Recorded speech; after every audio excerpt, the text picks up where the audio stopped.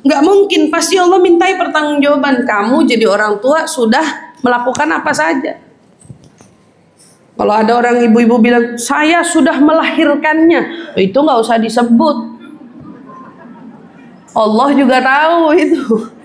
Kamu sudah melahirkan dia, kamu sudah menyusui dia gitu ya. Kamu sudah 9 bulan mengandung dia, kemana-mana dibawa gitu. Allah juga tahu. Tapi kadang-kadang kita taunya sebatas itu doang. Jadi ibu-ibu cuman, saya itu sudah ngandungin kamu ya 9 bulan. Kalau lagi marah-marah kan gitu.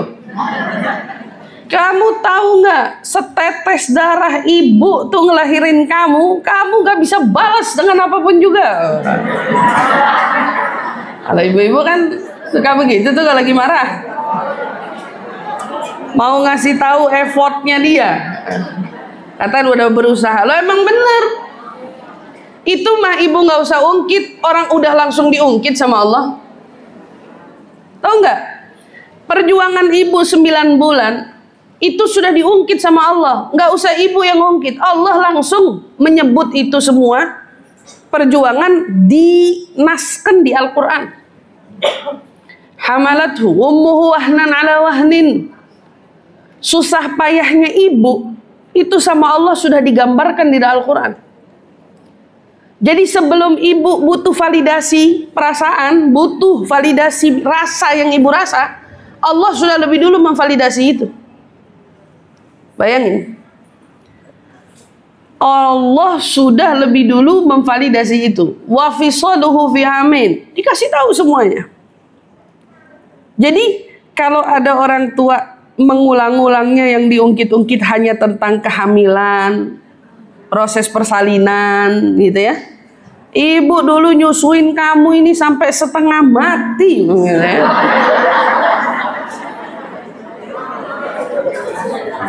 Sama Allah udah dikasih tahu semua itu.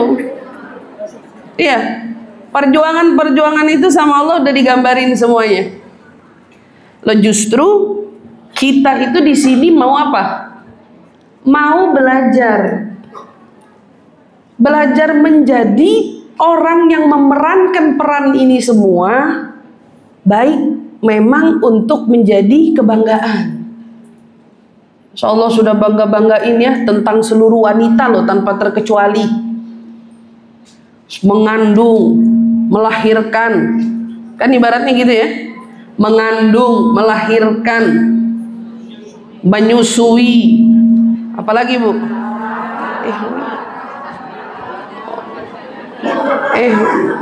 Apalagi?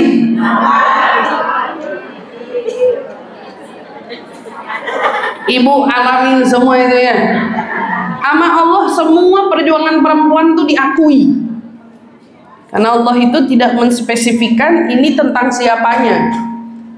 Tapi langsung dibahas perempuan, wanitanya, sosok ibunya yang sama Allah disebut ya. Hamalathu ummuhu wahnan ala wahnin wa fisaluhu fi amin. Kasih tahu. Masa menyusui itu 2 tahun. Pokoknya tuh wahnan ala wahnin tuh masuk tuh bu, sakit pinggangnya ibu. Cekot-cekotnya tulang ibu, gigi ibu itu. Karena orang hamil gitu ya ngerasain. Itu semua tuh masuk tuh daripada gambaran wahnan ala wahnin. Artinya hamil itu nggak gampang. Tidak ada kiasan hamil itu gampang. Dikasih sama Allah berat. Perempuan paling butuh validasi. Tapi kita justru belajar di sini, ya Allah. Sebesar inikah tanggung jawabnya perempuan? Lalu apakah Allah menjunjung tinggi usaha upaya perjuangan perempuan untuk yang jadi pertanyaan kan gitu ya, untuk seorang perempuan yang pada akhirnya menelantarkan pendidikan anak-anaknya. Berarti kan keberlangsungan umat manusia itu kalau kita katakan berada pada genggaman para wanitanya. Perannya perempuan nih dalam tanggung jawab wa kullukum mas'ul an ra'iyatih. Kalian itu semua bertanggung jawab nanti dengan apa yang kalian pimpin. Apa yang kalian gembalai. Kalau itu ibaratnya sebuah ekor kambing, seekor kambing yang dikepalai oleh pengembalanya. Kamu kawanan kambing ini kamu bawa kemana itu kan menjadi tanggung jawab sepenuhnya kamu si pengembalanya. Makanya di dalam hadis Nabi tentang anak yang baru lahir disebut dengan fitrah. Para ulama itu berkata fitrah itu umpamanya seperti apa? Ada yang bilang seperti selembar kertas kosong. Berarti anak ini kosongan ibu terima. Tergantung kata Nabi orang tuanya, yumajjisanihi au yunassiranihi. Arahin dia menjadi orang ke Yahudi-Yahudian atau ke Nasoro-Nasoroan, itu tergantung orang tua. Kok nggak ada yang ke Islam-Islaman? Gitu. Coba perhatiin ayatnya, hadisnya. Nggak ada au yusallimani atau membawa dia ke Islam, enggak, karena anak lahir bersih, hakikatnya itu udah memang benar-benar suci. Nanti orang tuanya yang ngenalin dia budaya apa. Kalau biasanya dia lahir dari keluarga Betawi, kan dia jadi kenalnya Betawi. Urusannya ikut dengan kulturnya Betawi. Kalau dia lahir di tengah-tengah Sunda, dia tahu tuh kulturnya orang Sunda. Secara otomatis tahu-tahu logatnya, bahasanya, caranya, ngomongnya sama, ngikut. Lahir di tengah-tengah Madura, dia tahu cara ngomongnya. Kan gitu kan? Seumpamanya lahir tiba-tiba tahu anaknya orang mana? Tahu-tahu orang Madura, tapi tinggalnya di mana? Di Mekah. Lahir di mana? Lahirnya di Mekah. Luar biasa gitu ya. Orang mana kamu? Jawa. Lahir di mana? Madinah. Kan misal, ada kan yang kayak gitu, bukan nggak ada. Loh ada yang kayak gitu. Nah tapi ada satu tapinya. Lahir di Madinah, lahir di Mekah. Tuh anak gak kebuang logat Jawanya. Ayo. Nggak kebuang logat Maduranya. Nggak kebuang. Anaknya masih bisa ngomong logat Madura. Tapi saya temuin ada juga anak lahir di mana? Katakan misalnya di Amerika. Mekah aja nggak wis-wis. Amerika aja was-wis. Iya, ibu gimana sih? Apa yang mau dibanggain lahir dari sono? Tapi, nah ini tadi kan lahir di sana, widih, tiba-tiba ngomongnya ala-ala sana, ngomongnya gayanya gaya sana. Kenapa? Ya itulah. Kalau kita tanya kenapa bisa terjadi seperti itu, ini kok ada yang satu lahir di Madinah tapi ngomong Jawanya nggak kebuang, ada satu lahir di Madura tapi ngomong Maduranya nggak kebuang, tapi tiba-tiba ada satu lahir mana? Di sana, umpamanya di Amerika, kok ngomong Baratnya lancar banget. Itu pasti ada unsur orang tuanya. Nah. Nih yang lahir di Mekah nih.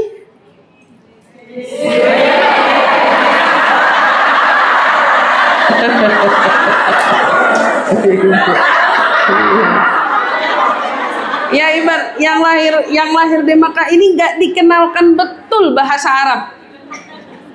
Saya temukan banyak loh bu orang di sana yang kerja di sana betul, tapi anak-anaknya nggak dikenalin bahasa Arab. Anaknya dimasukin sekolah semuanya Indonesia. Kumpulnya sama semua orang Indonesia di sana. Kita nggak temukan anak ini ngomong bahasa Arab ini fasih. Tapi saya temuin anak orang Indonesia lahir misalnya tinggal di sana juga, tetapi tidak, orang tuanya bukan masukin dia ke sekolah Indonesia, orang tuanya bukan, budaya di rumahnya bukan bicara bahasa Indonesia, nggak bisa ngomong bahasa Indonesia. Ngomong bahasa Arabnya udah kayak orang sana. Dia punya logat orang sana. Itu tergantung gimana orang tuanya bawa. Bukan saya logat Madura ini ya karena lahir di Madura. Bukan. Tapi apa yang ditangkap oleh indera kita dalam kita dibesarkan di sana oleh orang tua kita, lingkungan kita, itu akan mempengaruhi kita jadi siapa. Itu akan mempengaruhi kita jadi siapa. Loh kok ini orang Amerika ngomongnya lancar? Karena ibu bapaknya di sana pun membiasakan komunikasi antar dia dengan anaknya, komunikasi sesama yang ada di lingkungan sana dengan bahasa sana. Anak itu kebawa dong ngomongnya, cara bicaranya, kan gitu Bu. Tergantung gimana kita. Sama halnya juga kita yang membesarkan anak-anak di sini. Kita bertanggung jawab penuh mengenalkan mereka tentang lingkungan yang ada. Karena ingat ya, anak tidak belajar hanya dari kata-kata ibunya. Tapi lebih tepatnya lagi, anak itu belajar dari perilaku ibunya. Perilaku Bu. Ibunya punya perilaku, ibunya berinteraksi dengan orang, ibunya apa, itulah yang pertama kali anak lahir itu belajar dari orang tuanya. Makanya Nabi SAW katakan, yumajjisanihi au yunassiranihi. Sekarang ibu tidak betul-betul mengenalkan kultur Islam di rumah, anak ibu nggak tahu Islam. Ibu nggak benar-benar menerapkan Islam di rumah, ya anak-anak nggak tahu. Gak akan tahu walaupun dia lahirnya Islam Bu. Tapi kenapa anak-anak sekarang cenderung mengetahui budaya-budaya Yahudi atau budaya-budaya Nasrani? Karena memang, nah itu tadi kan, yang mereka terima cara hidup orang sekarang sudah bergaya dengan gayanya orang-orang Yahudi dan Nasrani. Gitu. Oleh karena itu orang tua bertanggung jawab penuh di dalam apa yang mereka pimpin, terutama yaitu memimpin dalam tarbiyah pendidikan anak. Dan di sini sudah saya ingatkan, bukan hanya perannya ibu, gitu ya. Kemarin kita juga sudah uraikan dari mana yang kita uraikan daripada surat Al-Luqman, bahwa seorang Luqmanul Hakim ngajak bicara serius anaknya. Anaknya diajak ngomong serius, berarti tanggung jawab juga harus dari kedua belah pihak. Jadi seumpamanya ibu bilang, kalau ketemu nih ada suami bilang, ngurus anak itu urusan kamu. Iya, kalau bicara ngomongin ngurus ganti pempes, popok gitu ya, mandiin apa, dibilang urusan kita, ya. Tapi kalau pendidikan anak itu urusan kamu, jangan pernah bilang iya. Ini buat perempuan. Jangan pernah bilang iya. Oh enggak, pendidikan anak adalah tanggung jawab kita bersama. Bukan tanggung jawab saya aja. Karena pembentukan karakter moralnya anak itu juga tergantung si ayah. Itu harus diingatkan. Ibu harus ngomong pelan-pelan tuh sama suami. Ya, sama suami. Dan kalau yang belum dapat suami, mau cari suami, salah satu kriteria, nah gitu ya. Salah satu kriterianya, cari suami yang nanti kalau diajak bagaimana berkomunikasi dalam mendidik, ya, sudah dia miliki karakter itu. Jadi nggak bisa suami nggak mau tahu. Saya taunya cari uang bayar listrik, oh nggak bisa. Anak bareng, anak bersama. Jadi ini juga buat ibu-ibu ngeringanin apa beban ibu. Jika terjadi sewaktu-waktu, nah ibaratnya ada terjadi apa-apa sama anak, ibu kan nggak main disalahin mulu. Gimana sih kamu jadi ibunya? Nah, kita kan juga kepengen gimana sih kamu jadi bapaknya? Gitu. Gimana sih kamu jadi bapak? Iya, kamu gimana jadi bapak? Karena keduanya sama punya tanggung jawabnya. Duanya punya tanggung jawab. Jadi pelan-pelan. Nah, ini kan kita bicara keumuman. Kita bicara keumuman. Seumpamanya memang tipe kita nasibnya kedapatan dia yang kagak bisa ngedidik anaknya. Disinilah perannya perempuan. Kenapa pentingnya belajar untuk tidak menambah beban pikiran, tidak juga menambah beban kehidupan. Ya udah, kalau kebetulan dapat dia bapaknya kagak bisa ngurus, bapaknya kagak bisa ngedidik, bapaknya kagak bisa ngarahin, ibu udah tahu caranya, apa saja langkah-langkah yang perlu ibu lakuin. Apa? Kalau kemarin kita bahas perannya ayah mengajak bicara anak, berarti kan ayahnya nggak punya peran itu kan? Nggak bisa dia ngajak bicara anaknya. Entah mungkin karena dia tugas di luar kota, jarang pulang barangkali, atau mungkin emang kebetulan saking nggak bisanya dia komunikasi sama anak. Terus gimana? Ibu yang mengambil alih. Jadi komunikasi yang kita sudah uraikan dari surat Al-Luqman, ini kan udah dibahas semua ya Bu ya. Ibu boleh buka lagi nanti surat Al-Luqmannya dibahas. Itu semua ibu jadikan bahan renungan pelajaran untuk ibu terapkan dan arahkan kepada anak. Diajak bicara secara serius dewasa, walaupun anaknya umurnya belum dewasa saat itu. Tapi diajak bicara sesuai dengan kebutuhannya, gitu. Diambil alih, nggak usah pusing Bu, nggak usah sedih, nggak usah nangis juga. Saya besarin anak sendiri, nggak apa-apa. Sayyidah Maryam besarin Nabi Yusuf sendiri, besarin Nabi Isa sendiri. Berarti bukan sesuatu yang apa ya, mustahil, enggak.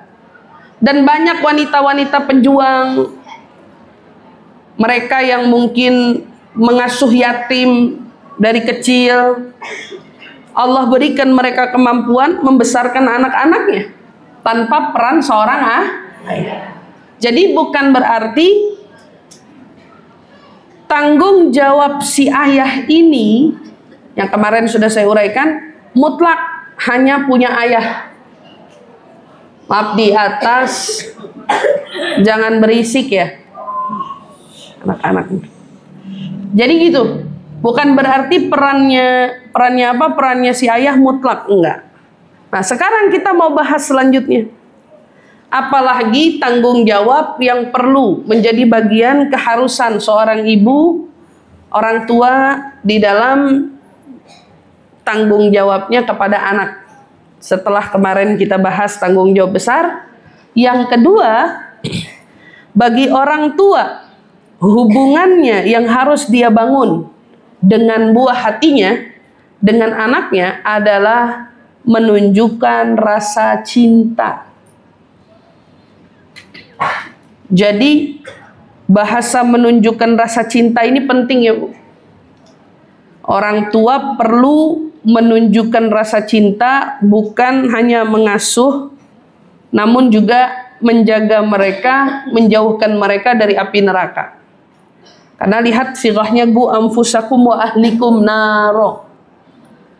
Jadi kalau ditanya bentuk kasih sayang yang paling perlu ibu tunjukkan kepada buah hati ibu, itu adalah rasa pedulinya ibu terhadap anak untuk selamat dari api neraka. Itu PR kita tuh Bu. Jadi bukan cuman peduli soal nunjukin perhatian makannya, minumnya, gitu ya. Enggak. Tapi ibu juga harus nunjukin kepedulian ibu tentang betapa ibu takut kalau anak itu bisa sampai masuk ke dalam api neraka. Gimana Ustazah cara nunjukinnya? Apa dengan menakut-nakuti mereka tentang Allah?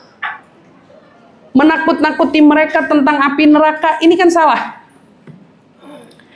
Kadang ibu-ibu ini dalam part ini menurut saya yang paling banyak salahnya. Jadi mereka ini ingin nunjukin rasa cinta, tapi rasa cinta yang ditunjukkan bukan pada poinnya, yaitu poinnya itu menyelamatkan anak dari api neraka. Poinnya hanya mencurahkan rasa cinta sehingga kadang-kadang lupa pada apa? Tanggung jawab yang semestinya. Contoh, ada ibu yang terlalu sama anak ya, anaknya nggak boleh kenapa-napa, anaknya terlalu dijaga, kan bentuk sayang. Anaknya saking apa namanya itu, saking sayangnya sampai kalau anaknya jatuh lecet, pengasuhnya diomelin. Atau ada suka nemu nggak ibu-ibu hari ini, anaknya kepleset atau jatuh kena batu, batunya yang diomelin. Ada nggak? Banyak nggak? Saking itu anak belum ngerti. Kalau anak itu ingat bu kejadian itu, anaknya bakal bilang, mama saya kayaknya kurang waras gitu. Batu diomelin. Emang batunya salah apa? Gitu ya. Batu diomelin. Oh ini batu, nih anaknya kepleset jatuh kena batu, batu yang dipukul. Pukul ya batunya, nakal nih batu.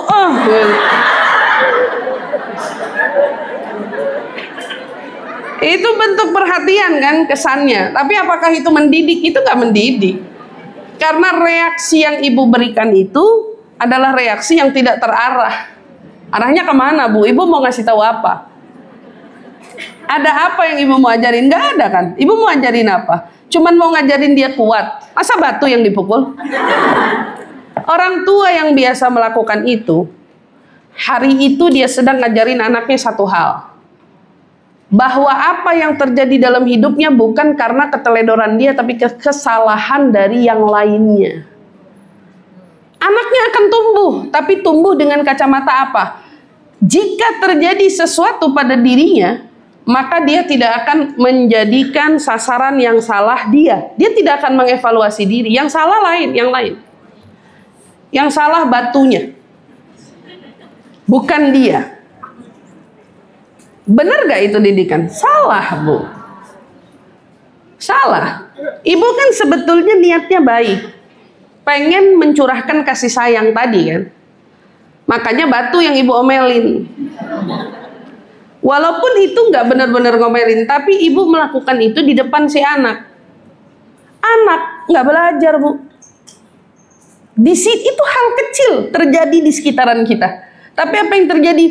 Begitu anaknya tumbuh, besok umpamanya nih, besok dia nilainya jelek.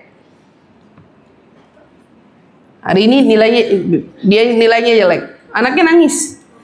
Nilai aku jelek. Kira-kira ibu yang buta oleh kasih sayang tadi akan melakukan apa?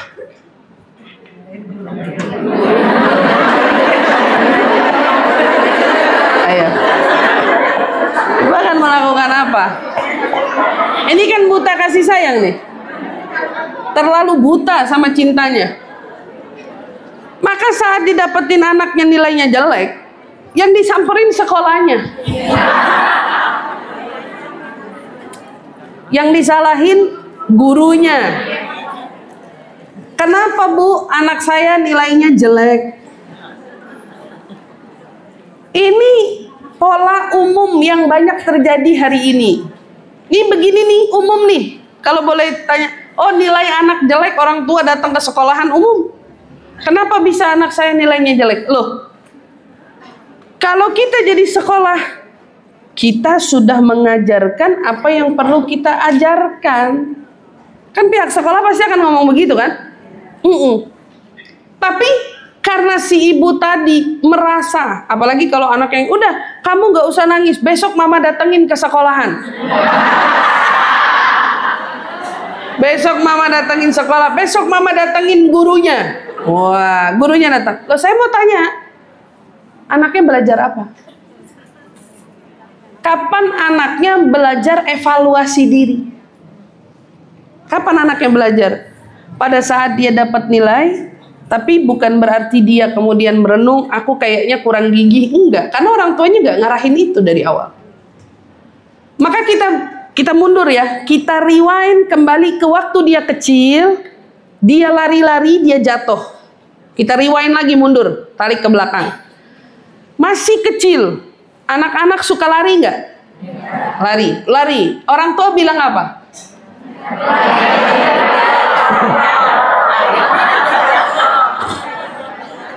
Jangan lari-lari, nanti jatuh. Sejak kapan pelari yang ibu lihat? Sejak kapan? Pelari yang ibu lihat itu pada jumpalitan jatuh sejak kapan? Ayo. Ini siapa yang bikin stigma ini, siapa?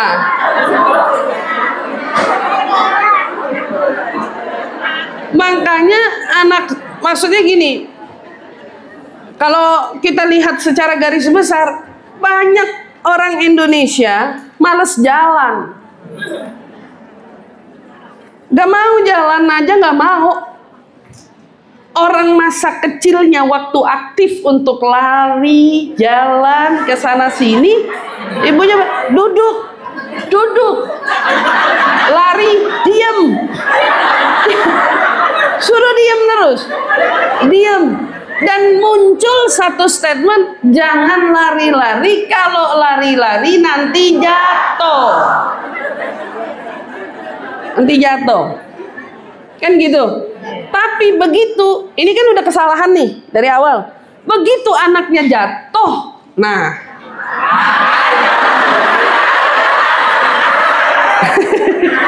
Makanya mama bilang jangan lari-lari.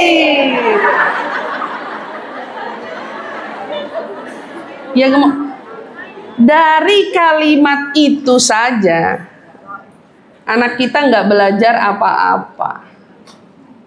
Dorongan skill yang ada dalam dirinya tertahan oleh halangan ibu. Dan ini orang tua loh yang ngomong, jangan lari nanti jatuh.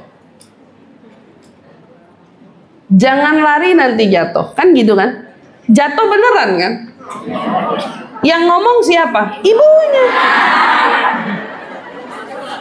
Kan kalau bicara benar, anaknya lari-lari.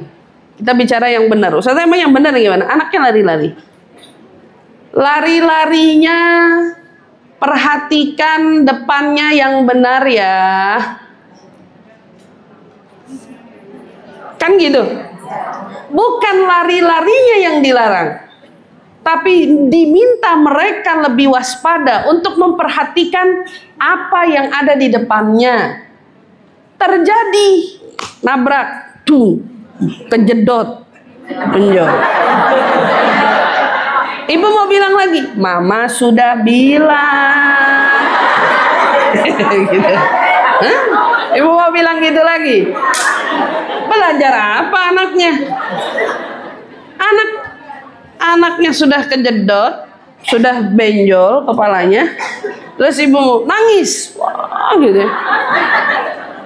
Ibu bilang apa? Kesalahan selanjutnya, enggak apa-apa, cuman ini, wah enggak apa-apa, mana temboknya, sini mama pukul. Temboknya sini mama pukul. Hah? Aduh ya, kadang-kadang suka lucu sama orang sekarang ya. Tembok dipukul, anaknya diapain? Anaknya disayang-sayang kan? Ya, tapi waktu dia sayang-sayang dia bilang, anak mama kuat, anak mama hebat, anak mama udah pas belum? Belum pasti karena dia lagi sakit, Bu. Jadi ibu terlalu cepat mengatakan dia kuat.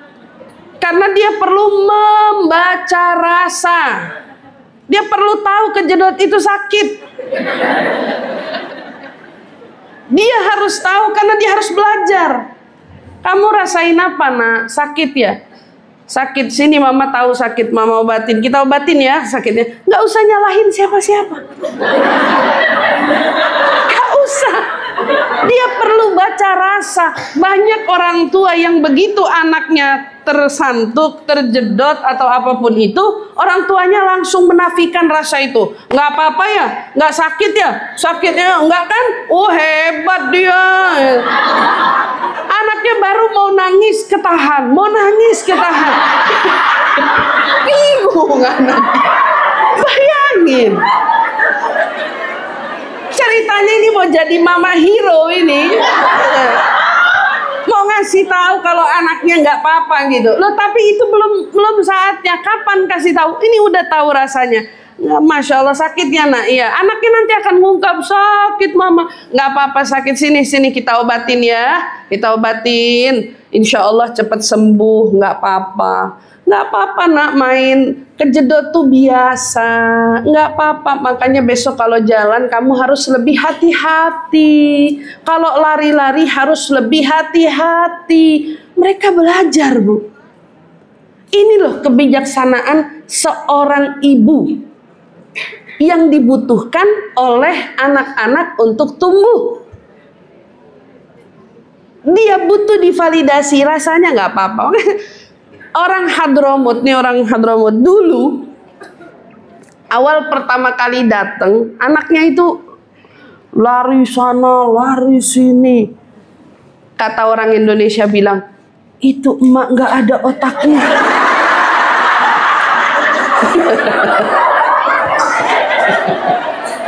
Anaknya dibiarin aja lari sana lari sini, nggak diawasin, nggak ditempel, nggak diikutin. Wah, maksudnya terlalu tawakal. Oh gitu, terlalu tawakal. Kata anaknya nggak ini, karena orang Indonesia biasa diikutin dari belakang. Bahkan belajar jalan aja dipakein apa itu? Kain untuk menjaga jangan sampai jatuh. Nah kalau saya malah jatuh itu bagus, dia belajar. Dia belajar. Kan kita bukannya jadi orang tua yang nggak bertanggung jawab sampai baru tata tete naik tangga dibiarin aja dia ngegelundung. Kan kita nggak biarin gitu. Tapi untuk belajar berjalan, jatuh itu biasa. Dia harus kejedot, itu biasa. Itu biasa karena dia harus belajar semua rasa. Dia harus tahu, oh kalau saya jalan begini, saya akan begini. Tapi enggak dijagain sama orang tua. Orang Hadramut enggak. Anaknya lari, jalan, ngerangkak, tahu-tahu ada di mana. Ibunya duduk di sini, ya. Paling cuman diceret sama orang di bawah. Anakmu. Ini anak kamu gitu ya. Cuman begitu doang. Iya, dulu kita terkejut-kejut gitu ya melihat kok bisa sebegitu santainya. Ternyata emang justru pada saat itu semua terjadi, anaknya pulang nangis dengan kondisi benjol. Ya ibunya cuman ketawa. Maafi muskilah dah. Nah gitu doang, nggak apa-apa ya. Sakit sedikit nggak apa-apa. Udah, habis nangis didiamin aja anaknya nangis. Udah selesai, udah. Ancegowi, kamu anak kuat, kamu anak hebat, main lagi. Main lagi. Tapi coba yang bilang, mama bilang jangan lari-lari. Anaknya berani nggak, Bu? Anaknya nggak berani. Kita ulang lagi rewind. Ibu-ibu yang tadi bilang, jangan lari, mama udah bilang nanti jatuh. Begitu anak yang mau mulai aktif, hati-hati ya. Lihat aja, ntar belum kejedot nih. Belum. Ucapan orang tua ini kejedot. Terus kalau udah kejedot, mama bilang apa? Rasain. Di sini peran kasih sayangnya nggak ada. Justru kan emang kita tempat kalau dia terluka, dia merasakan sakit yang dicari kita, karena mereka hanya ingin berbagi rasa sebetulnya sama kita. Dia mau ngadu sama kita nih, dia mau cerita, maka validasi rasanya. Iya sakitnya nak, kenapa? Apalagi yang kamu rasain? Pusing kepalanya. Ya sini nggak apa-apa, ntar kita obatin ya. Ayo doa, ajarin doa. Ajarin doa sama Allah, minta ya Allah sembuhkan aku, ya Allah. Anak kecil loh Bu. Mereka akan ingat, oh iya kalau aku sakit aku suruh doa. Minta Allah yang sembuhin ya. Gitu. Gak apa-apa. Ini hal biasa kok, gak apa-apa. Main lagi ya, main lagi. Anaknya gak ada trauma. Tapi buat orang tua yang pada saat mengasuh dia, satu kali kesalahan, ada orang tua yang terlalu dibutakan oleh sayang, dia menyalahkan objek yang lainnya, anaknya tumbuh menjadi anak yang merasa tidak pernah salah. Orang tua yang terlalu cepat memberhentikan nangisnya si anak, nggak apa-apa udah, nggak apa-apa kok, oh, cuman gini doang. Anaknya muncul tumbuh menjadi anak yang seperti apa? Orang tuaku tidak tahu rasa sakitku. Orang tua aku nggak tahu rasa sakit aku. Kenapa? Karena selama ini setiap dia ingin mengungkapkan rasa yang dirasa, dibantah oleh orang tuanya dengan bilang nggak apa-apa, kamu kan anak kuat. Anak kuat nggak cengeng. Anak kuat nggak nangis. Anak kuat nggak nangis, nangis itu lumrah, dia sedang main. Tapi kita mau arahkan, iya. Besok yang lebih kuat lagi ya. Anaknya belajar kuat. Pada saat kita melihat ada satu pola perilaku yang sebetulnya ini anak cengeng nih. Bukan cengengnya kan yang kita mau. Kita mau ngajarin dia keluar dari cengengnya. Berarti bukan cengeng yang dijadikan isu. Anak laki nggak cengeng loh. Anak laki nggak cengeng. Kira-kira anaknya berhenti cengeng? Anaknya akan terus cengeng. Lalu gimana ngeluarin dia dari perilaku cengeng tadi? Keluarin dia. Anak laki itu biasanya kalau sakit, air matanya buru-buru dihapus sama dia. Dia kuat. Karena dia lebih kuat dari perempuan. Kasih tahu dia, laki-laki itu harus punya karakter lebih kuat dari perempuan. Diajarin, nah ini kalau ibunya nggak belajar, ya itu tadi saya bilang ibunya akan dibutakan oleh kacamata cinta, tapi semuanya menjadi salah. Sementara tujuannya adalah kenapa dibilang madrasatul ula, ibu itu adalah madrasah yang pertama, karena anakmu tempat sharingnya dia pertama tuh kita perempuan, yaitu ibunya. Karena yang bakal ngadepin seringnya dia, maaf jatuh, kejedot itu ya, anak-anak itu ibunya, karena ibunya yang bareng sama dia. Gitu, ibunya yang bareng sama dia. Jadi paham ibu. Nah kalau seumpamanya kita dapetin anak kita hari ini, anak saya kenapa ya? Kok dia yang salah, anak begitu tumbuh besar, nilainya dia yang jelek, udah jelas-jelas dia yang malas belajar, ujiannya udah tahu besok berapa hari lagi, handphone gak berhenti, game gak berhenti, terus tiba-tiba ibunya lucu kan? Begitu anaknya dapat nilai yang tidak sesuai harapan, yang disalahkan pihak sekolah. Saya bayarin anak saya sekolah di sini mahal-mahal. Begini cara kamu didik anak saya. Saya kadang-kadang suka mikir, aduh, karena saya nggak punya sekolah, gimana ya kalau ketemu orang tua yang modelnya begitu. Kan lucu. Bukan itu. Anaknya nggak belajar apa-apa, kan harusnya kalau nilainya jelek, kita nggak mau downin dia, nggak mau jatuhin dia punya perasaan. Tidak juga kita mau bilang anak kita bodoh, tidak. Orang tua hati-hati dengan ungkapan itu, karena ingat setiap ungkapan itu yang mendatangkan kesedihan dari ibu terutama ya, dari ayah, kemudian yang kedua itu selamanya akan terekam di dalam memorinya. Itu selama-lamanya akan terekam dalam memorinya.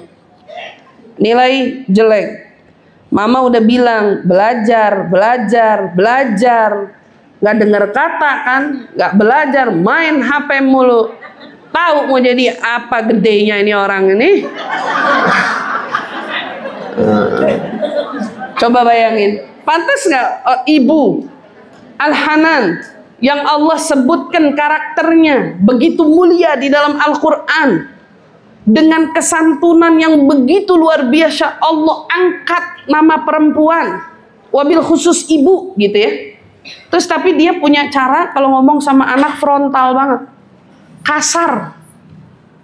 Kalau ngomong kasar, nggak pantas, Bu.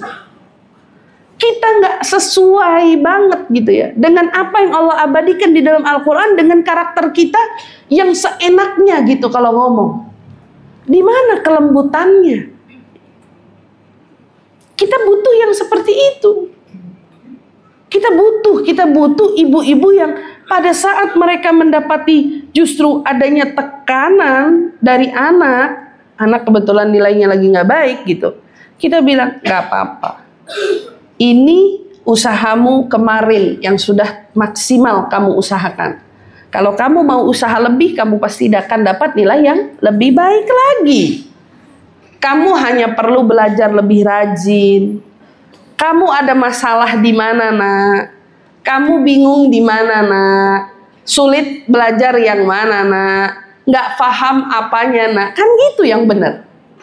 Saya pernah belajar dulu di Hadramut. Ada satu mata pelajaran, saya udah beberapa kali cerita, saya nggak mahir di part itu, di bagian itu. Di masa itu ya, saya nggak mahir. Kedapatan guru galaknya bukan main. Iya, saya nggak pernah diomelin, tapi guru ini memang tegas, dikenal ya, ngomongnya nggak ada tedeng ngaling-ngaling. Kalau udah buat ya, kalau menurut dia, oh ini kamu nggak maksimal, udah keluar dari kelas saya. Nah, itu tegas sekali. Satu waktu dia bikin hafalan tiba-tiba nggak pakai informasi. Ngetes muridnya ngafalan. Kebayang sekelas paniknya kayak apa? Suruh hafalan, dites. Yang nyetor boleh keluar kelas. Boleh keluar, boleh pulang. Tapi yang belum nyetor jangan harap pulang. Bayangin.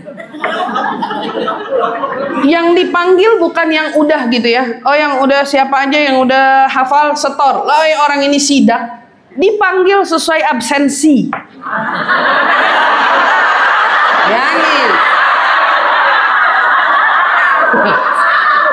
Saya begitu absensi, nama saya Aisyah, Ain, alif ba ta sa jim ha ho, saya sampai Ain. Oh ya aman, masih setengah. Itu apa namanya, ngafalin sebisa mungkin. Saya tahu, kalaupun saya ngafal nyetor saat itu, dalam katakan hafalan misalnya secepat apapun, saya juga nggak bakal sampai targetnya gitu. Sangkat cerita begitu nama saya dipanggil, gitu ya, betul. Nama saya dipanggil, saya maju. Hafalan cuman baru dapat mungkin nggak sampai 10 bait. Bayangin, suruh setoran.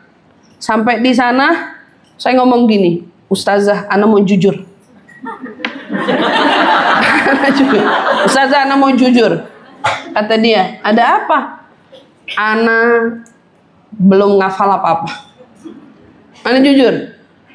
Sama sekali, ya paling cuman 5 bait, Ana bilang, paling cuman sekian bait, karena kalau sampai ke yang kurang 10 tadi, udah pasti ngaco kan, pasti ngaco, yang bener 5 gitu, udah, cuman 5 Ustazah. Tahu nggak yang sampai sekarang saya nggak bisa lupain apa? Dia nanya, kenapa? Apa kamu ada kesulitan? Saya begitu dia ngomong kenapa? Saya nggak demen pelajaran ini.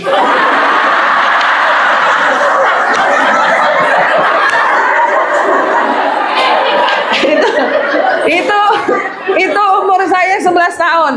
Itu umur saya 11 tahun. Karena saya ingat momennya aja, karena itu masih madrasah yang pertama. Jadi saya baru-baru datang ke Tarim. Karena saya nggak suka pelajaran ini. Saya jujur, saya nggak suka. Begitu saya jujur, malah ditanya, kenapa? Yang mana yang kamu nggak paham? Yang mana yang kamu nggak suka? Pelajaran ini gampang, kok bisa kamu nggak suka? Malah habis dari situ saya dipanggil mulu kelas habis kelas.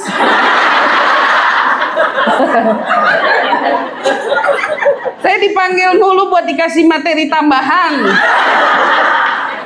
Apa guru? Loh, tapi itu realita. Pertanyaan kenapa dengan kita yang jujur mengungkapkan pada masa itu kalau kita nggak suka gitu, dan kita tidak disalah-salahkan, dan kita tidak, itu justru menjadi sesuatu yang sampai hari ini kita ingat. Oh, itu guru bijaksana sekali gitu saat itu. Oh, dia nggak salah-salahin kita, dia nggak omelin kita, dia justru menjadi guru yang lebih perhatian sama kita. Ibu-ibu yang selama ini merasa anaknya belajar, kemudian mungkin jeblok di matematika, bukan guru matematikanya yang diomelin, tapi ungkapin, Bu, kayaknya anak saya ini memang lemah di hitungan. Tolong boleh nggak dibantu lebih, diperhatikan. Anaknya juga, ibu udah tahu nih, dia punya kelemahan dalam hitung-hitungan. Kan bukan, ini kalau matematika emang bodoh.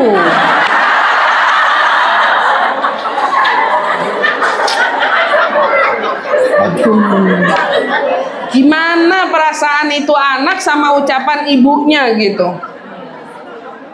Gitu ya.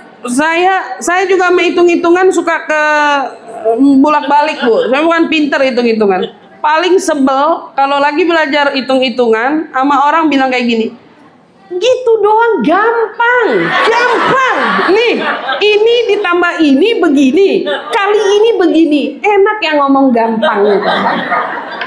Jadi ketidakmampuan kita tidak divalidasi dengan karena kepintaran dia. Dia menganggap itu ringan. Ibu harus paham, itu nggak semuanya sama. Ibu pinter sesuatu, anak ibu belum tentu. Jadi bukan berarti yang gampang buat ibu berarti gampang buat anak. Bukan berarti yang ibu paham berarti anak pasti paham. Belum tentu. Itu benar-benar harus jadi perhatian. Dan apalagi untuk ibu-ibu yang punya anak 3, punya anak misalnya 5 anaknya, berarti apa pinternya bareng serentak? Beda. Ada yang pinternya ini ahlinya dalam pendengaran, dia kalau dengar cerita apa aja ingat.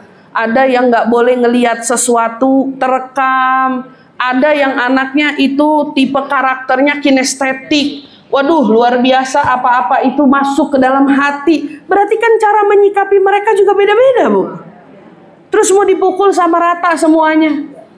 Jadi begitu ketemu sama yang si kinestetik tadi nih, yang pakai perasaan, liatin tuh, kayak kakak kamu tuh. Kakak kamu diomongin 1 kali denger. Hah? Si kakak cuman dikasih instruksi, denger aja, paham. Karena memang kemampuan dia di sini. Satu lagi saudaranya kemampuannya di sini. Jadi kalau mau nyuruh, praktekin dulu. Mama kasih tahu ya, ngambil baju taruh di sini. Nih lihat. Karena kemampuannya di sini. Nih lihat, nih Mama taruh sini. Kalau ngambil gimana gini? Dikasih tahu, matanya lihat. Iya. Dia nggak bisa ini. Enggak, dia bisanya ini. Sama si yang baper. Ayo. Mau ngomong kayak gitu. Lihat, Mama lagi ngomong, lihat nih. Nih Mama taruh. Sedih, Bu. Mama aku kasar banget. Yang punya anak begitu pasti ngomong, Mama bisa nggak sih ngomongnya yang lembut? Dia gak suka diomongin kayak gitu. Kata si yang ini nih, yang begini nih, yang pakai mata, anak auditori, nggak masalah mamanya mau ngomong nada tinggi kayak gimana, yang penting praktekin. Dia mau lihat. Ya, Mama taruh ini di sini, lihat. Mama taruh yang kuping nggak perlu lihat, cukup dikasih tahu aja. Taruh di lemari yang rapi, paham. Angkat pelan-pelan, paham. Ibu mau pukul rata, nggak bisa.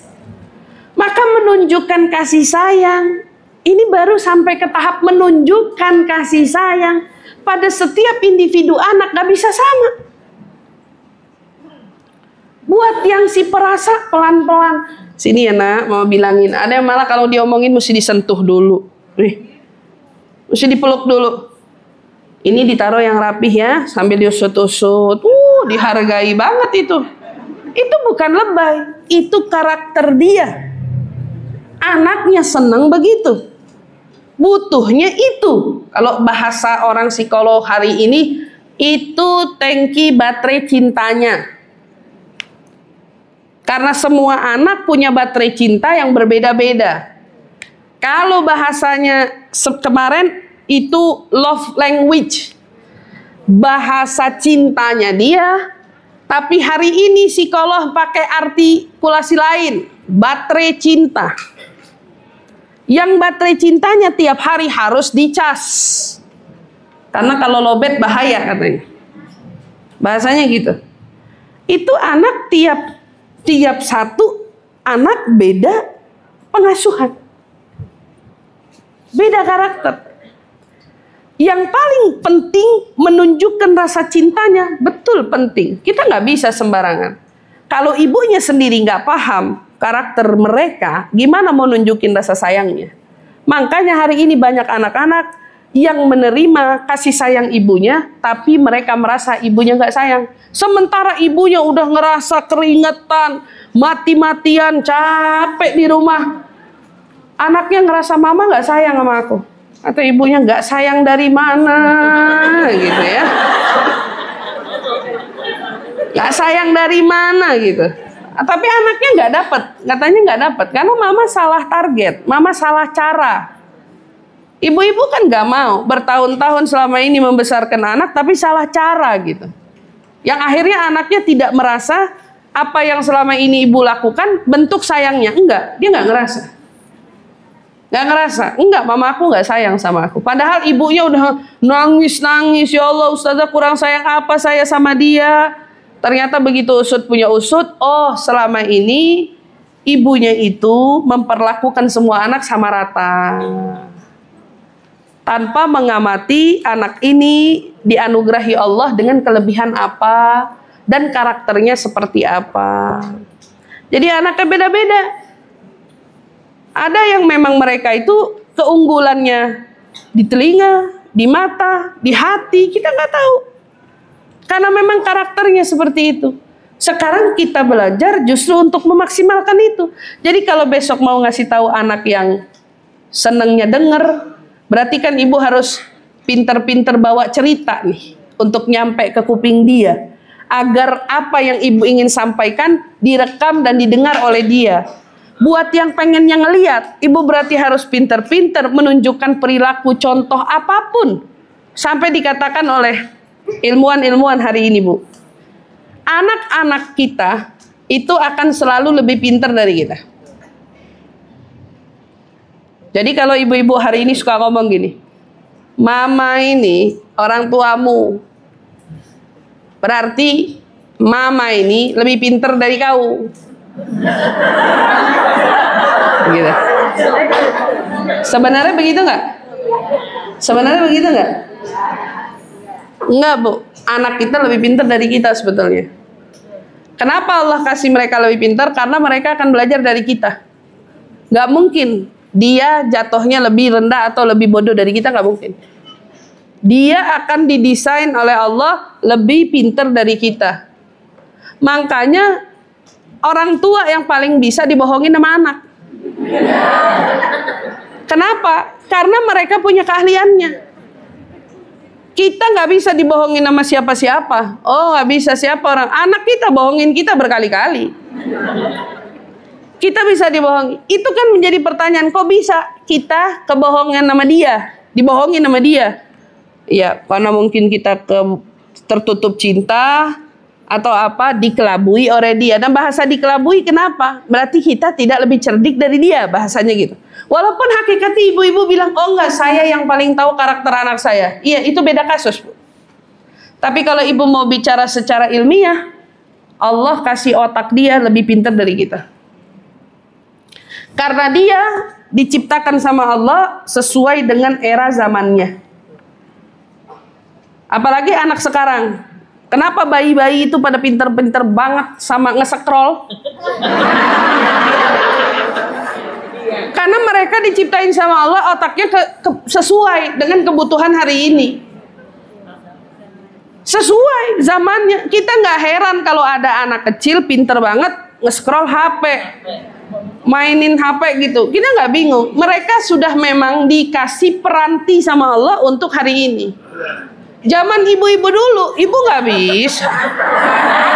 Nggak bisa. Kalau ibu zamannya apa? Ibu zamannya bolak-balik majalah. Pura-pura baca. Zamannya ibu, karena ibu zamannya orang baca koran. Anak-anak dulu, begitu yang lahir nih zaman-zamannya ibu tuh, di era itu, anak-anak pinternya pegang koran, bolak-balik, koran pura-pura baca. Kata kita lucu kan? Kayak kita ngelihat anak-anak lucu main HP sekarang. Ya Allah, kecil-kecil udah bisa. Di zaman itu ibu begitu. Kan gitu. Di zaman misal waktu saya dulu ingat masih kecil adik-adik saya gitu. Itu zamannya apa? Zamannya televisi sudah ada remote. Maka anak itu mencet-mencet remote kan? Dipencet-pencet, dia tahu TV-nya berubah, TV-nya berganti atau apa. Mereka didesain untuk itu. Dia paham, dia tahu. Begitu zamannya handphone berdering, maka anak-anak tersetting secara otomatis mereka lahir, mereka paham dengan sesuatu yang sifatnya seperti handphone ini untuk mereka. Halo, masih kecil. Halo, mereka nggak ngerti. Nggak ada pun ada orang ngomong nggak, tapi mereka paham bahwa itu alat komunikasi. Diajari nama emaknya kagak. Dia cuman lihat, tapi peranti otaknya ini sudah dia paham, udah tahu. Smart TV, di TV-nya akan ada YouTube, ada apa, dia udah tahu. Sesuai dengan zamannya, jadi nggak ada yang salah. Kalau ibu-ibu hari ini kasih nasihat buat anak-anak, mama dulu, kagak kepake aja itu. Siapa anak sekarang yang mau dengerin nasihat emaknya bawa cerita dulu? Apa dulu? Nggak ada kata dia. Zaman dulu dia nggak butuh cerita dulu kita, dia butuh hari ini tuntunan untuk mereka. Makanya ibu harus selalu lebih sering belajar, harus lebih sering update, harus tahu anaknya lahir di era apa. Kata Sayyidina Ali bin Abi Thalib, didik anakmu sesuai zamannya. Sesuai kan? Karena Allah melahirkan mereka di zaman itu beriringan dengan akalnya yang sudah didesain sesuai dengan zamannya. Yang katanya di otak kita ada neuron ini, neuronnya ada 100 miliar. Satunya aja udah kayak komputer. Ini di otak ada 100 miliar, Bu. Kan begitu kata-kata ilmuwan. Kalau kita pikir, ya benar.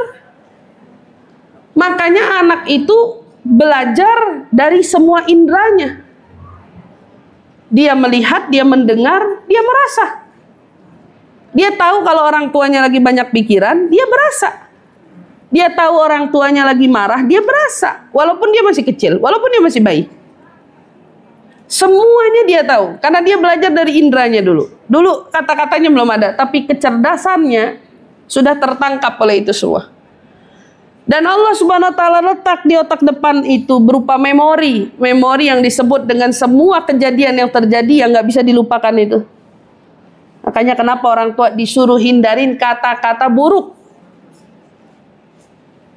Dan kata-kata buruk inilah yang paling diterima oleh mereka sebuah bentuk sikap nggak sayangnya orang tua sama dia. Jadi kalau ada orang tua ngomongnya kasar, karena ini terekam. Mama nggak sayang. Sekali, 2 kali, 3 kali udah kerekam. Dia akan nerima sesuatu yang berbeda. Dan ini menjadi memori yang selamanya ada. Banyak orang tua disuruh menjaga sikap, belajar, bentuk kasih sayang yang harus dia tunjukin rahmatnya, perhatiannya. Kayak ngajarin anak misalnya dari kecil untuk sholat, untuk ibadah. Yang harus ditunjukin apa? Kalau ibu mau bikin anak ibu sholat itu enak, sholat itu nyaman, mereka merasa sholat itu menjadi bagian daripada kesenangan, ibu harus nunjukin sholat itu kesenangan buat ibu, bukan beban. Pengen anaknya sholat tapi ibunya, ayo buruan-buruan sholat. Ya Allah, baru aja zuhur udah asar lagi.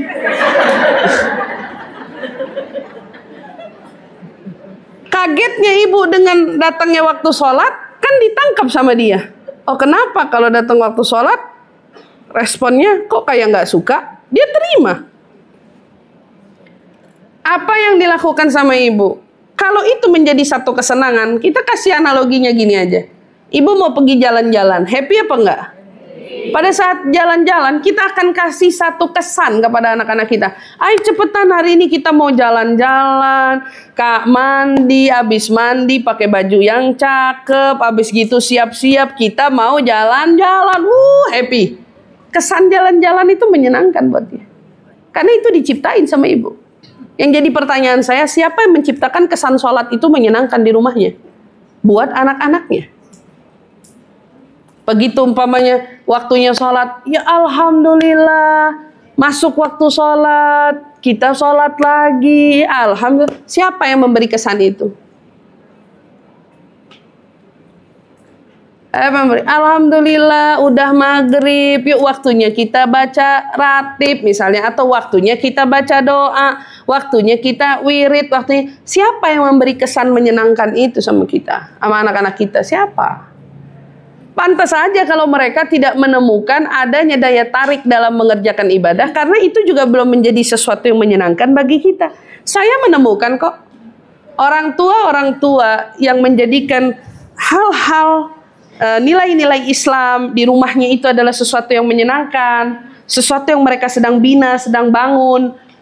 Kemudian itu ditularkan kepada anaknya. Saya kenal orang yang ngajarin anaknya kalau mau ngomong tentang makanan, itu cuman ada enak sama enak banget. Mereka membina itu di tengah rumahnya. Jadi kalau makan, makanan itu rasanya hanya enak dan enak banget. Tidak ada nggak enak, nggak ada. Jadi nggak ada bahasa nggak enak. Kamu suka yang mana? Dia ungkapin, aku suka yang ini. Masya Allah, gimana rasanya? Enak. Tapi begitu yang dia suka banget, enak banget. Paham? Tapi kenapa kata-kata itu bisa ada? Karena itu dibuat oleh orang tuanya. Orang tuanya membangun itu dan enjoy aja. Orang tuanya membiasakan diri bila bercerita di depan anaknya. Masya Allah luar biasa, kemarin ya kita jalan. Padahal lagi menceritakan kasus yang tidak menyenangkan terjadi pada mereka. Oh misalnya pergi kemana, delay pesawatnya sekian jam, atau mungkin apa. Mungkin kalau kita yang cerita, capek banget, delay sekian. Anak-anak kita nerimanya apa? Tapi mereka mengemasnya dengan bentuk apa? Masya Allah ya, qadarullah kemarin kita delay sekian, tapi alhamdulillah kita have fun, kita gembira, kita senang-senang aja nunggu. Itu semua diciptain oleh orang tuanya, karena orang tuanya nggak mau ngajarin sesuatu yang buruk kepada anaknya. Saya salut sama orang tua yang seperti itu, luar biasa. Beberapa waktu lalu pada saat saya pergi ke, saya lupa ke Malaysia atau ke Singapura, saya lupa. Pada saat saya mau sholat zuhur, kala itu apa asar saya lupa. Tiba-tiba ada orang tua, orang Indonesia, anaknya masih 1 tahun, 1 tahun baru bisa jalan kok. Tapi anaknya memang diajarin sama orang tuanya mungkin perihal sholat sejak dini itu luar biasa. Jadi ibunya ke musola, ibunya wudu, anaknya 1 tahun, laki-laki di sebelah dia. Ibunya wudu, anaknya nunggu. Ngerti apa 1 tahun, Bu? Gak ngerti apa-apa ya, Bu? 1 tahun sekian lah, katakan gitu. Selesai wudu ibunya bilang, yuk sekarang giliran kamu yang wudu. Diwuduin. Saya benar-benar merasa tertegun dengan apa yang saya lihat. diajarin wudhu umur 1 tahun sekian, diwuduin sama ibunya, dibasuhin tangannya, kupingnya, kepalanya, kakinya, sampai selesai wudhu udah dikeluarin dari tas ibunya kopiahnya, pecinya. Terlalu well prepare untuk anak umur 1 tahun. Untuk anak umur 1 tahun yang kebanyakan kita ngelihatnya repot empengnya, repot pempesnya, repot boro-boro kepikir mau bawa pecinya. Hah? Saya nggak dibikin kaget sampai di situ. Selesai pecinya dia keluarin, dipakein ke anaknya. Kemudian ternyata sejadah ukuran kecil untuk si anak pun ada. Ibunya kemudian mengenakan mukena dengan sempurnanya. Kemudian anaknya ditaruh di depannya, bukan di sampingnya. Hada tarbiyah, anaknya ditaruh di depannya, dibentangin sejadahnya. Yuk kita sholat yuk. Ayo adik, kamu kakak berdiri di situ, adik lah bahasanya gitu. Kamu berdiri di situ. Anaknya sholat juga enggak, Bu. Anaknya ngeliatin orang begini. 1 tahun lebih, Bu. Ngomong belum bisa.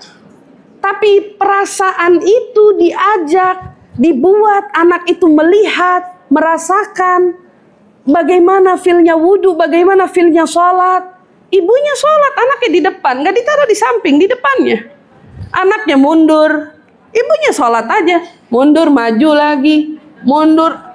Tapi itu yang justru kita jarang temukan, ibu-ibu yang sebegitu sedianya, begitu siapnya pada saat ingin membesarkan anak. Dia bukan cuma belajar tentang parenting anak, tumbuh, bagaimana mengasihi dia makanan yang bergizi, bagaimana apa. Tapi di balik itu semua, paham tentang agama pun diiringi oleh ibunya. Anak itu tahu, sholat bukan sesuatu yang ringan. Sholat sesuatu yang harus menjadi part dari hidup kita. Itu adalah sesuatu yang dijalani, tetapi bukan dibebani. Mereka tahu. Dan mereka yang menerapkan pola asuh seperti ini kepada anak-anaknya, justru anak-anaknya tumbuh lebih paham tentang nilai agamanya. Nggak berani ninggalin sholatnya.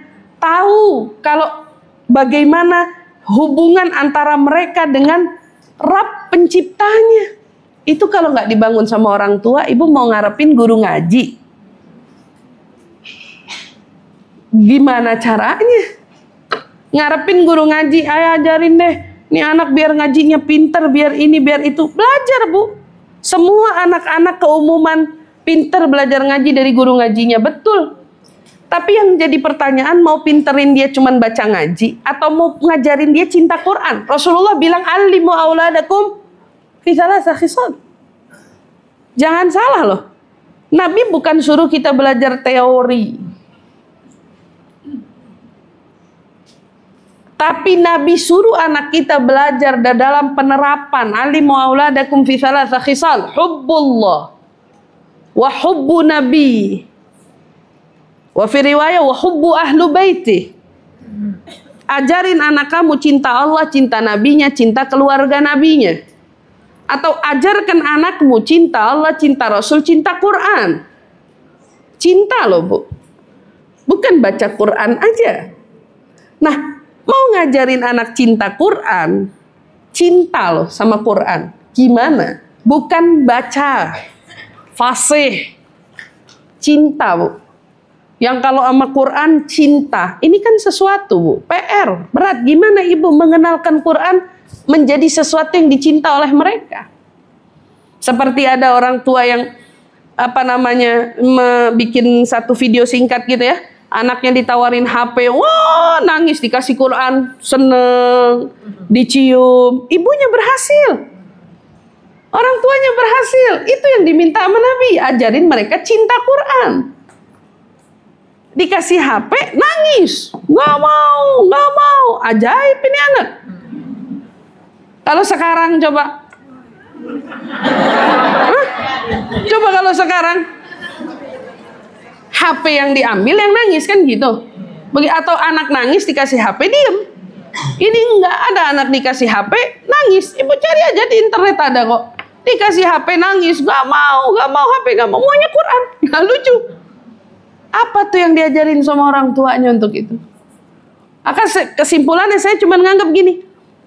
ibunya tidak mungkin bisa mengenalkan rasa cinta itu kecuali ibunya lebih dulu mencintai itu. Ibunya lebih dulu mencintai itu. Kalau di hati ibunya cinta Allah, maka ibunya akan menjabarkan cinta Allah itu dengan deskripsi yang indah di hadapan anak-anaknya. Kalau ibunya cinta Rasulullah, ibunya akan mendeskripsikan cinta Rasul kepada anaknya dengan rasa yang dia rasa. Betapa indahnya mencintai Rasul. Begitu juga dengan cinta Quran. Kalau ibunya nggak punya cinta Allah, terus tiba-tiba mau ngajarin kita perlu cinta sama Allah. Allah tuh begini, Allah tuh begitu. Bagi anak kita itu omongan dongeng, Bu. Kenapa? Karena dia tidak menemukan itu semua pada sosok orang tuanya. Maka yang disebut dengan menunjukkan al-hub wal janan kepada anak, rasa cinta, kasih sayang kepada anak. Anak lebih mau merasakan sebetulnya ibu ini cintanya seperti apa. Cinta yang ingin menyelamatkan atau cinta na'udzubillah yang buta lalu menjerumuskan. Ini yang nggak boleh sampai terjadi loh. Cinta yang menyelamatkan anak kita dari belenggu api neraka. Berarti ibunya sayang betul sama anaknya sampai anaknya itu bisa betul-betul selamat terhindar dari segala bentuk perbuatan yang menjerumuskan mereka, yang membawa mereka sampai ke dalam api neraka. Sampai ada orang tua, dulu kan saya pernah kisahin di mana saya lupa. Orang tua datang ke Sayyid Muhammad bin Ali bin Abbas al-Maliki ngadu tentang anaknya yang susah dibangunin sholat subuh. Nangis-nangis ibunya, bilang saya betul-betul sedih. Anak saya dibangunin sholat subuhnya sulit. Anak saya itu ya Allah, kalau udah bangun subuh sampai disiram, sampai digedor kamarnya, sampai saya pernah injek banguninnya, sampai semua udah segala macam cara. Alhamdulillah. Tapi anak saya nggak bangun. Susah banget bangunnya. Jadi sampai benar-benar diseret baru anaknya bangun. Gimana ya Allah, makin gede makin susah. Makin besar makin. Kenapa tuh? Ibu nggak bisa nyalahin si anak itu. Ya ini ada yang miss. Dari pola asuh ada yang kelewat.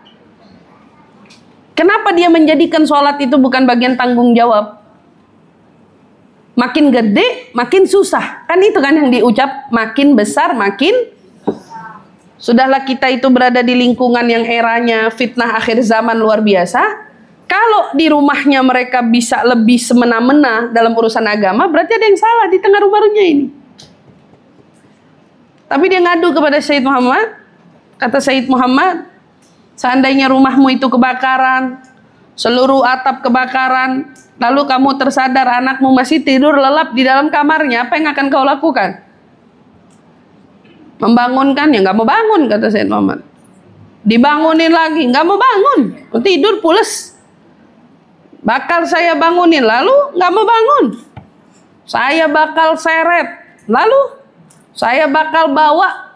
Kalau bisa saya bakal bawa sebisa mungkin dengan kemampuan segenap saya untuk mengangkat anak saya keluar dari rumah yang terbakar itu. Itu baru api dunia. Hendaknya setiap orang itu memiliki rasa tanggung jawab dalam mencintai anak, bukan hanya agar anak itu selamat dari sengatan api dunia, tetapi mereka itu lebih tepatnya kita cintai, kita lindungi, kita jaga dari sengatan api neraka. Nah, ini juga menjadi PR. Perkara orang tua yang minim ilmu kadang-kadang menjadi orang tua yang salah dalam menyampaikan pesan. Itu tuh bahayanya tuh, Bu. Jadi apa? Mau ngajak anaknya sholat, tapi yang muncul berupa ancaman perihal ninggalin sholat.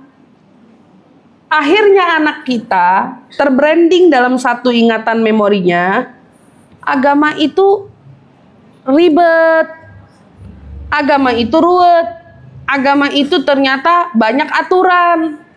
Padahal itu karena orang tuanya yang tidak benar-benar bisa menyampaikan pesan kepada anak-anaknya.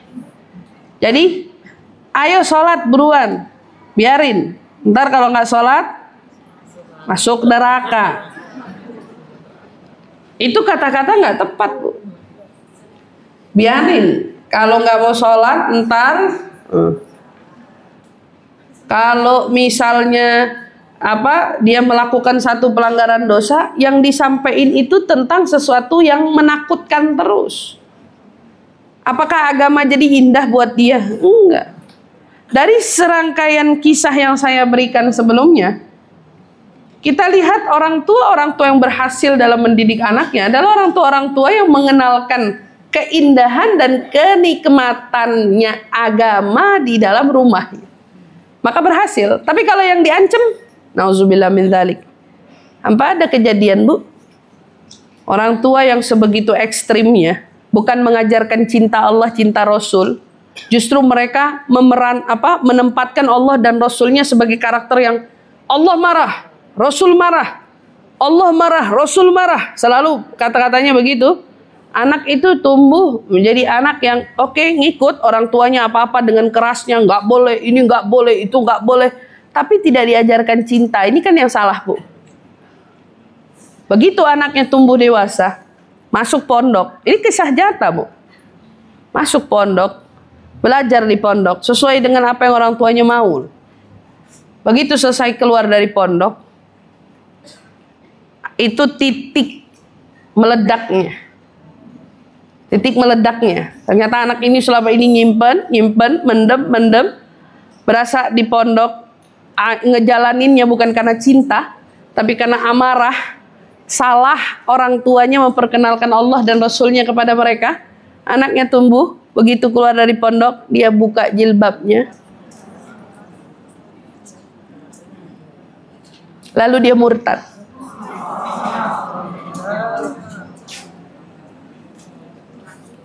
Sudah terlalu punya keberanian untuk menghadapi orang tuanya yang menurut dia terlalu keras tadi, kan gitu. Itu titik baliknya. Kenapa itu bisa terjadi?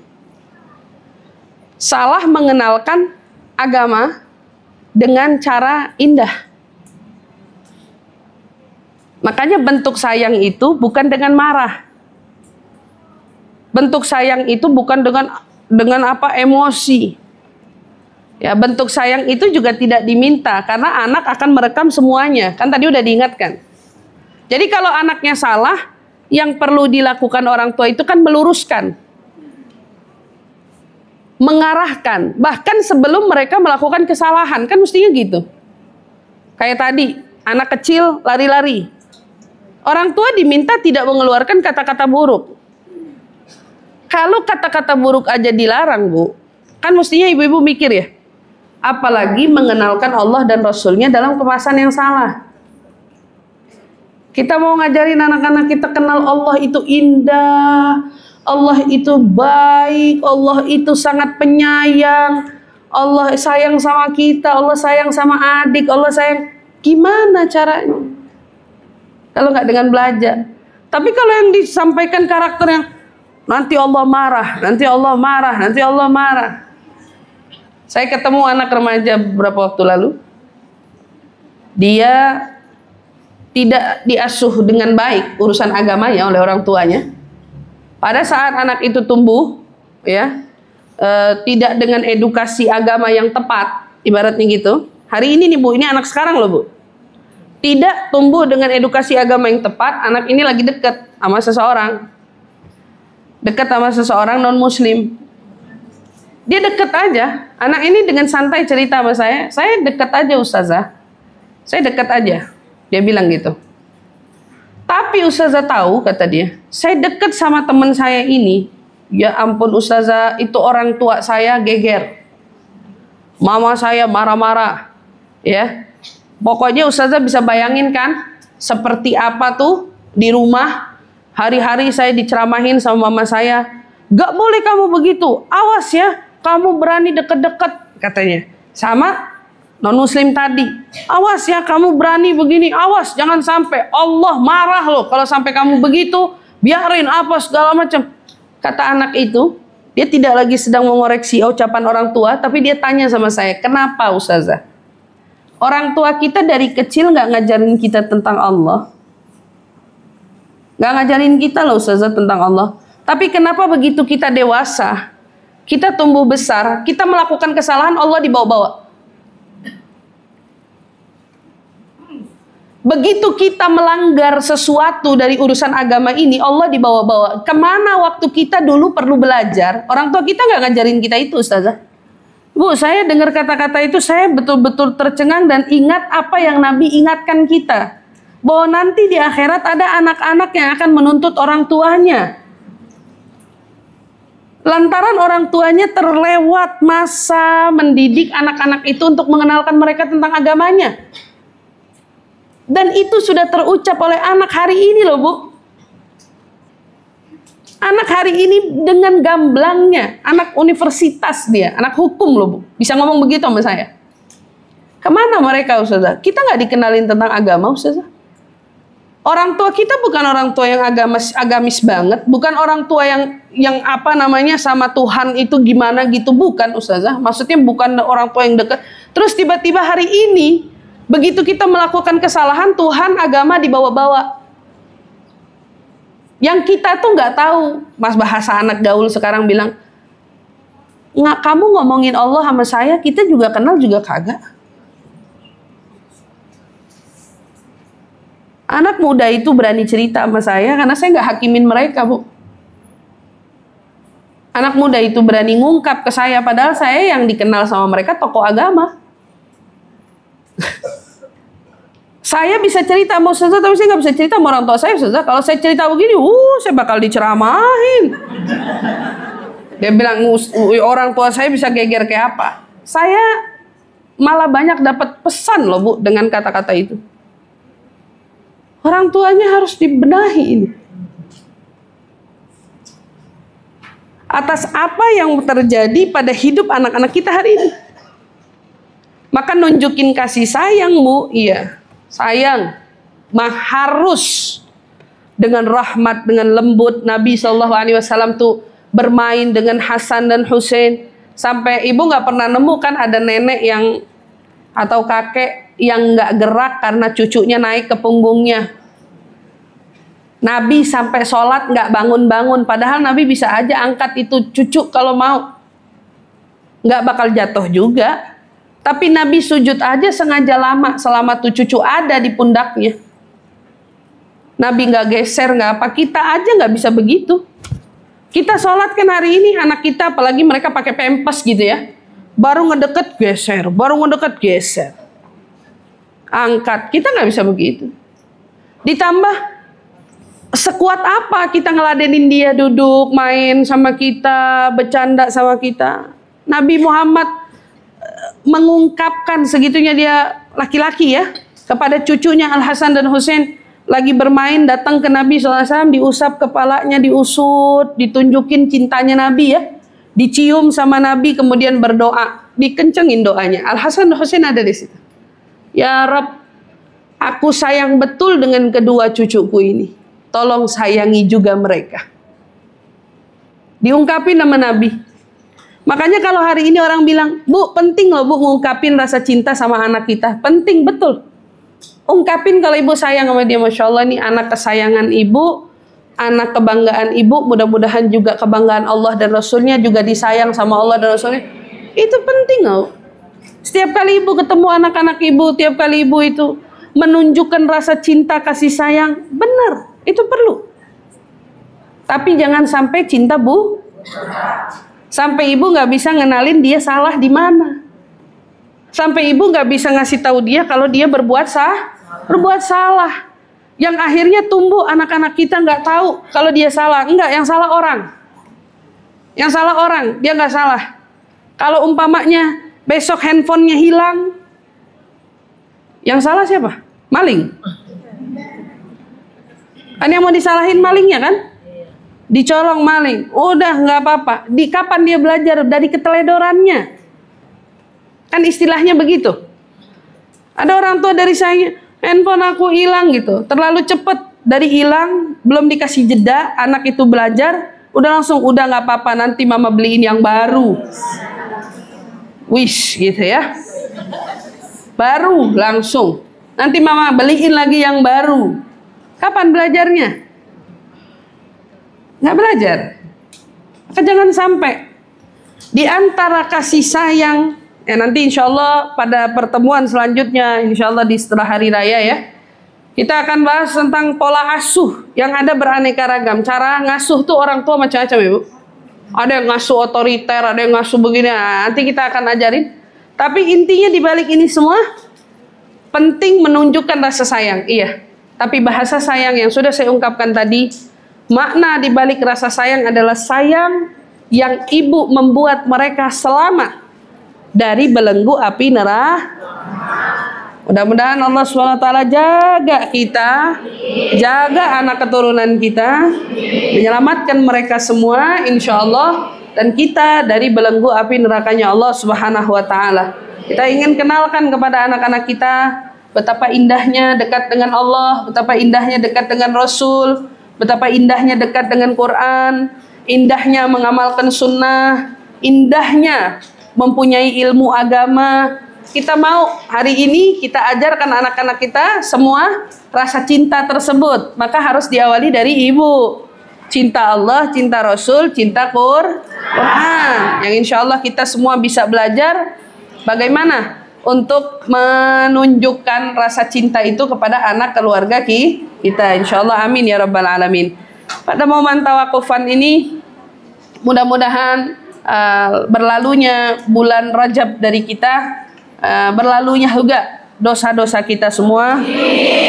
Yang mudah-mudahan dengan masuknya bulan Syaban, Allah Subhanahu wa Ta'ala mudah-mudahan dengan apa yang kita tabur benihnya di Rajab kemarin, hari ini waktunya kita menyiram. Siramlah bulan Syaban ini dengan salawat kepada Nabi Muhammad SAW, dengan berpuasa, dengan kita mendekatkan diri dan mendekatkan diri kita kepada Nabi kita Muhammad SAW ya. Yang insya Allah mudah-mudahan pada bulan Ramadan nanti tumbuh dari apa yang kita siram, apa yang kita tanam, untuk kita petik buahnya dari semangat ibadah yang lebih maksimal lagi sepanjang bulan suci Ramadan. Insya Allah mudah-mudahan Allah berikan kepada kita kesehatan, keafiatan, umur yang panjang, sehingga kita bisa bertemu dengan bulan suci Ramadan, bisa berpuasa dengan penuh kesempurnaan, menghidupkan malam juga dengan penuh ketaatan. Insya Allah Allah jauhkan kita dari segala bentuk dosa dan kemaksiatan, memberikan kita ya Rabb mudah-mudahan keselamatan dan menyelamatkan Ramadan dari perbuatan buruk kita semua. Insya Allah amin ya rabbal alamin. Ala hadhihi niyyah wa ala kulli niyatin salihah jami'ah syamilah wa ila hadratin nabi sayyidina Muhammad sallallahu alaihi wasallam bisri asrarul Fatihah.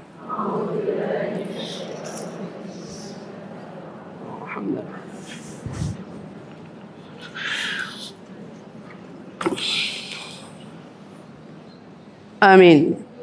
Dan kita bacakan juga suratul Fatihah untuk almarhumah Fatimah Fadil Al-Amri, almarhum Muhammad bin Sa'ad Awad Martak, dan masing-masing segenap ahli keluarga kita, orang tua kita yang telah berpulang ke rahmatullah. Semoga Allah ampunkan dosa-dosanya, Allah luaskan kuburnya, jadikan kuburnya raudhatan min riyadil jannah. Amin ya rabbal alamin. Ala hadhihi wa ala kulli niyatin salihah jami'a syamila ila hadratin nabi sayyidina Muhammad sallallahu alaihi wasallam. Al-Fatihah. Bismillahirrahmanirrahim. Alhamdulillah. Alhamdulillah. Al-Dhanina. Amin amin ya rabbal alamin. Saya selaku guru tetap yang biasa mengajar, mohon dibukakan pintu maaf yang sebesar-besarnya. Bila selama mengajar terdapat kesalahan, kekhilafan baik disengaja ataupun tidak kepada ibu-ibu semua yang hadir, dimaafin apa enggak ibu-ibu?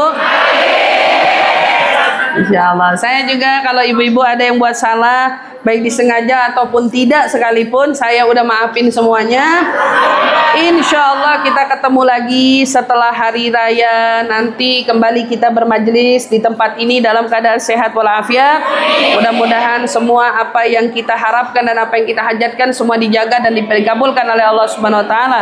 Amin ya rabbal alamin. Terima kasih untuk segala perhatian, kurang lebihnya mohon maaf. Wassalamualaikum warahmatullahi wabarakatuh.